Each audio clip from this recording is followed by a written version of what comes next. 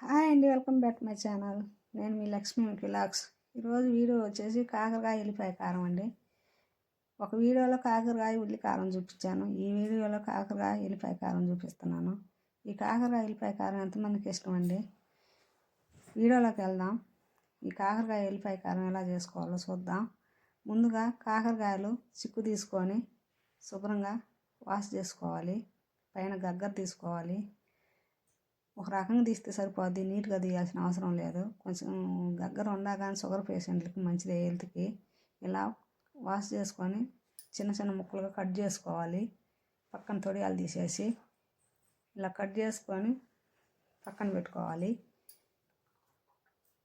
వీడియోలో చూపిస్తున్న విధంగా చేసుకోవాలి. చిన్న చిన్న ముక్కలు ఇలా చేసుకొని పక్కన పెట్టుకోవాలి. కారాలు మొత్తం కారానికి కావాల్సింది కారం, సాల్ట్, ఎల్లిపాయలు, జీలకర్ర, వేయించిన పల్లీలు, ధనియాల పొడి, అల్లం వెల్లుల్లి పేస్ట్ కలిపి మిక్సీ పట్టుకోవాలి.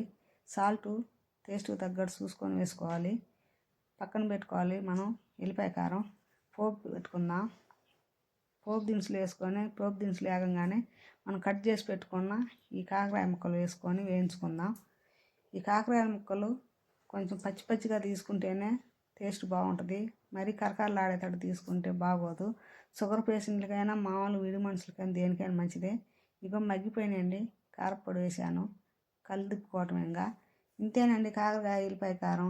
ఈ వీడియో కనుక మీకు నచ్చినట్టయితే లైక్ చేయండి, కామెంట్ పెట్టండి ఎలా ఉందో కాకరకాయ ఎల్లిపాయ కారం.